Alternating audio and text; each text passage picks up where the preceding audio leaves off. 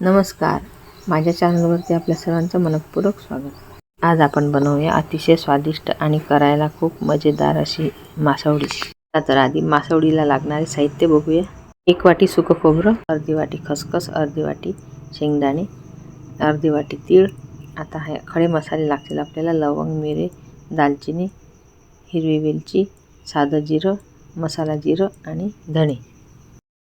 खडे मसाले आपल्या आवडीनुसार कमी जास्त करू शकता. आता हे सर्व साहित्य आपल्याला मंद आचेवर छान भाजून घ्यायचं आहे. तसेच आपल्याला यासाठी 2 कांदे आणि लसूणसुद्धा लागेल, ते आपण कापून घेतलेलं आहे. आता आपल्याला तीळ, खसखस भाजून घ्यायची आहे.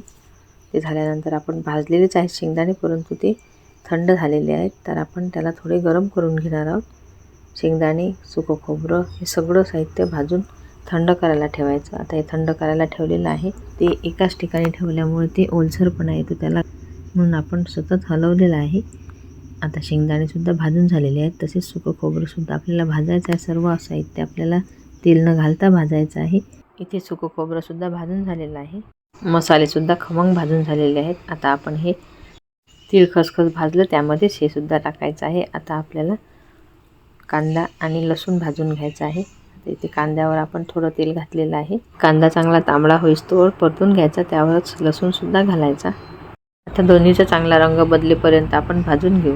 आता हळूहळू कांद्याचा रंगसुद्धा बदलत आहे. अगदी थोड्या वेळातच आपला कांदासुद्धा चांगला भाजून होईल. तुम्ही बघू शकता आता आपला कांदा छान झालेला आहे. प्लेटमध्ये काढून थंड करायला ठेवायचा. आता हे वेगवेगळे ठेवलेले मसाले आपले थंड झालेले आहेत. मासवडीचा मसाला करून घेऊ. थंड झालेला तीळ, खसखस, सुकं खोबरं, शेंगदाणे आणि आपले भाजून घेतलेले मसाले हे सर्व बारीक करून घेतलेले आहे. आता आपल्याला कांदा, लसूण आणि कोथिंबीर पाणी न घालता मिक्सरला वाटून घ्यायचं आहे. आता आधी जे आपण बारीक करून ठेवलं होतं कोरडं, त्यामध्ये नुसार लाल मिरची पावडर, मीठ आणि धने पावडर घालायची. सोबतच कांदा, लसूण, कोथिंबीरचं वाटण घालून आपण सगळं साहित्य एकत्र करून हे मासवडीचा मसाला तयार करून घेतलेला आहे. आता मासवडीच्या आवरणासाठी लागणारं पिठलं तयार करून घेऊया. त्यासाठी आपण इथे कढईमध्ये 2 चमचे तेल घातलेलं आहे. त्यामध्ये जिरे, मोहरी आणि हिंग घालायचा. आता इथे हिरवी मिरची, लसूण, जिरे ठेचून घेतलेलं आहे ते घालायचं. नंतर त्यामध्ये हळद घालायची. अशी खमंग फोडणी तयार करायची. इथे आपण 2 वाटी गाळून घेतलेलं बेसन घेतलेलं आहे, ते एका मोठ्या भांड्यात घ्यायचं. इथे आपल्याला घट्टसर पिठलं बनवायचं आहे. त्यासाठी आपण इथे 2 वाटी चणा डाळीसाठी 2.5 वाटी पाणी घेतलेलं आहे. पण पाटवडी बनवतो त्याप्रमाणे पिठलं बनवून घ्यायचं आहे. थोडं थोडं पाणी करून आपण 2.5 वाट्या पाणी या बेसनामध्ये घालून घेतलेलं आहे. आता आधी आपण हे सैलसर भिजवून घेणार आहोत. ह्याप्रमाणे पिठलं केल्याने अजिबात गुठळ्या होत नाहीत. फोडणीसुद्धा खमंग तयार झालेली आहे. त्यामध्ये चवीनुसार मीठ घालायचं, बारीक कापून घेतलेली कोथिंबीर घालायची आणि भिजवलेलं बेसन यामध्ये सोडायचं आणि मंद आचेवर गुठळ्या होऊ न देता शिजवून घ्यायचं. मासवडीसाठी सारण केलेलं आहे. त्या सारणापासून आपण वेगवेगळ्या भाज्या बनवू शकतो. आपलं इथे पिठलंसुद्धा तयार होत आलेलं आहे. त्याला चांगली वाफ काढायची. त्यासाठी यावर झाकण ठेवायचं. आपण पोळपाटावर ओला कापड अंथरून त्यावरती खोबरा खीस आणि चिरून घेतलेली कोथिंबीर घालून ठेवलेली आहे. पिठलं तयार झाल्यानंतर आपल्याला लगेच या कापडावर हे पिठलं ठेवून थापता येईल. 3-4 मिनिट वाफ काढल्यानंतर आपण पिठलं बघूया कितपत पिठलं घट्ट झालेलं आहे ते तुम्ही बघू शकता. यामध्ये अजिबात गाठी झालेल्या नाहीत आणि नरम मुलायम आहे. आता इथे कापड आपलं तयारच आहे. थोडं पाणी घातलेलं आहे त्या कापडावरती. आता यामधला गोळा घ्यायचा आणि या पोळपाटावर हाताला पाणी लावून व्यवस्थित थापून घ्यायचा. उरलेलं पिठलं झाकून ठेवायचं. पिठलं छान हलकंसं थापून झालेलं आहे. फार पातळही नको आणि फार जाडही नको. सारण यावरती पसरून घ्यायचं. आपण 2 प्रकारची मासवडी बघणार आहोत.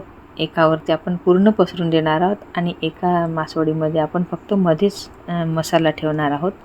अशा प्रकारे याला लेअर येतील आणि एकाला फक्तच मसाला दिसेल मधात. मसालासुद्धा व्यवस्थित लावून झालेला आहे. आता हे आपलं ओला कापड आहे, हाच यावरती दुमडायचा आणि अशा प्रकारे प्रेस करायचा आणि कापड हळूहळू समोर सरकून घ्यायचा. अशा पद्धतीने ही गुंडाळून घ्यायचं. छान रोल झाला म्हणजे आपल्याला त्याला दोन्ही हातामध्ये घेऊन अशा प्रकारे प्रेस करायचा. त्यामुळे तो माशासारखा दिसतो. याला माशाप्रमाणे आकार दिला जातो, म्हणून याला मासवडी म्हणतात. ही मासवडी तुम्ही नुसतीसुद्धा खाऊ शकता. कापड ओला करायचा, पोळपाटावर ठेवायचा, त्यावरती खोबऱ्याचा किस घालायचा, थोडं कोथिंबीर घालायची आणि हे आपलं पिठलं त्यावरती थापायचं. वरून सारण व्यवस्थित पसरवून घ्यायचं आणि त्याला अशा प्रकारे गुंडाळून घ्यायचं. अशा प्रकारे घडी घालत घालत आपला रोल पूर्ण जोडून घ्यायचा. दोन्ही हातांनी प्रेस करून त्याला माशासारखा आकार द्यायचा. अशा प्रकारे आपली मासवडी तयार झालेली आहे. दुसरा प्रकार म्हणजे असंच पिठलं थापून घ्यायचं आणि आपण हे पसरवून घेतलं सारण ते फक्त मध्येच ठेवायचं आणि त्याला अशा प्रकारे दुमडायचं, म्हणजे मध्ये त्याला लेअर येणार नाही. फक्त मध्येच सारण दिसतं, असे लेअर दिसत नाही. असं सारण ठेवायचं, ते मी तुम्हाला दाखवलेलं आहे. आता सारखंच हे गुंडाळून घ्यायचं, त्याची अशी काप करून घ्यायची. ग्रेव्ही पुढच्या भागात बघूया. तोपर्यंत नमस्कार.